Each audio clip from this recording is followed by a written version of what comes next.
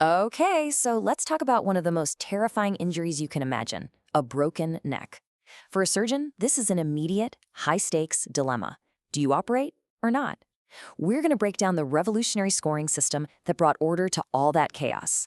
A system that turned what was once a gut-wrenching judgment call into a data-driven, life-saving decision. For the longest time, the answer to that huge question, it just wasn't clear. Deciding whether to rush a patient into surgery was basically a judgment call. And that meant the decision could change, dramatically, from one surgeon to the next, even when they were staring at the very same injury. So, before 2007, the world of cervical spine trauma was, well, it was a mess. It was kind of like a Tower of Babel. Imagine trying to build something really complex when everyone's using a completely different set of blueprints. I mean, that's exactly what surgeons were up against. So you had dozens of different ways to classify these injuries. But here's the kicker. Nobody agreed on which one to use. This meant a surgeon in one hospital, or heck, even down the hall in the same hospital, could look at the exact same injury and describe it in a totally different way. And that led to really inconsistent treatment and made it almost impossible to compare research. Think of these older systems like history books. They were pretty good at describing what happened, how the injury occurred, but they were super unreliable when it came to predicting the future. They could tell you about the trauma, sure, but they couldn't answer the single most important question a surgeon has. Okay, what do we do now? What everyone desperately needed was a system that didn't just describe the problem, but actually told you how to fix it.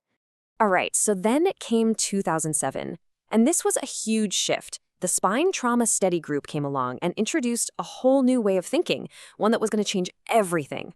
And that was the Subaxial Injury Classification System, or SLIC for short. The goal was simple, but honestly, it was revolutionary. It was all about creating one single score, a number, to bring some order to the chaos and finally give everyone a universal language to talk about these awful injuries. And here's the real genius of it. The big innovation was moving away from just describing an injury to creating a number. For the very first time, that number directly pointed to a clear treatment plan. It finally answered that massive question, do we operate or not? Okay, so how does this thing actually work? I mean, how do you take a really complex, messy injury and boil it down to one simple, actionable number?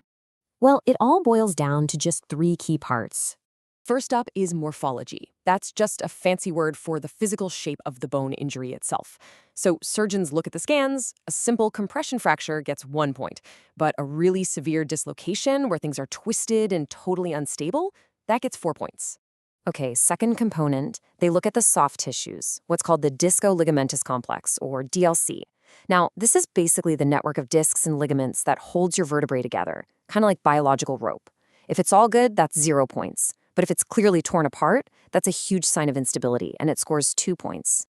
And number 3 is the patient's neurological status. Now listen to this because this is the most counterintuitive and honestly the most brilliant part of the whole system. An incomplete spinal cord injury actually scores more points than a complete one. And you might be asking why? Well, it's because it signals a much higher urgency. With an incomplete injury, there's still function left to save, which makes getting into surgery right away absolutely critical. So the surgeon just adds up the points from those three categories, morphology, the DLC, and neurology, and they get a single decisive number. This final score, somewhere between 1 and 10, gives them immediate clarity on that crucial first call, what to do next.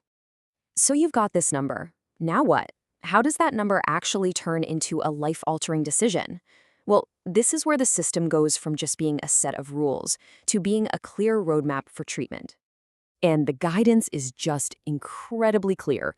If the score is 3 or less, that means no surgery, usually treatment with a brace. If the score is 5 or more, that's a direct signal that surgery is needed. And that score of 4, well, that lands right in a gray zone, and that's where the surgeon's expert judgment and the patient's specific situation really come into play. Okay, let's make this real. We're going to walk through an actual example from the medical literature to see the system in action. We've got a 55-year-old man who had a bad fall. You're looking at his scans. How do you decide what to do? All right, let's run the numbers step by step. First, morphology. You can see the bones are pulled apart. That's a distraction injury, so 3 points. Second, the DLC. The MRI clearly shows the ligaments are torn, so that complex is disrupted. That's another 2 points. And third, neurology. His exam was totally normal, so he's neurologically intact. That's 0 points. So you add it all up. 3 plus 2 plus 0 gives us a total of 5. A score of 5. The decision is crystal clear. Surgery. It's simple, it's based on numbers, and it's reproducible. And that right there is the real power of this system. For the very first time, a surgeon in Seattle and a surgeon in Sao Paulo could look at the exact same scans, use the exact same logic, and come to the exact same life-saving conclusion. So what's the legacy here? It's been around since 2007. Did the SLI system actually live up to all that promise? Oh yeah, the research backed it up big time. Study after study found it was a safe and effective guide for treatment. In fact, one of the coolest things they found was when they went back and scored old cases, there was a 90% match between what the SLIC score recommended and the treatment the doctors had actually chosen. So this wasn't just some new system pulled out of thin air. It was a system that actually captured and validated the best clinical instincts of surgeons. And what was really critical is that it proved to have excellent reliability. That means different surgeons looking at the same case would come to the same score. This was a massive leap forward from the old systems where reliability was, well, pretty terrible. This finally meant everyone was speaking the same language, which is huge for research and communication. Now, it wasn't perfect. No system is. A bunch of studies pointed out its weakest link, that assessment of the soft tissues, the DLC. It turns out that part of the score could still be a little subjective. Plus, having to wait for an MRI can sometimes slow things down in a high-pressure trauma situation. But look, its legacy is undeniable. The SLI system fundamentally changed the game. It took spine trauma classification out of the dusty textbooks and put it right into the operating room as a real, actionable, life-saving tool. And in doing so, it paved the way for the even better, more refined systems we're seeing today. So the SLI system was this giant leap forward towards objectivity. But like we said, it still has that one little weakness, human subjectivity, especially with those soft tissues. And that leaves us with a really fascinating question to think about. As medical imaging and AI get more and more powerful, how close are we to eliminating subjectivity entirely from these kinds of life or death decisions? Could we one day create a system that gets it right perfectly, every single time?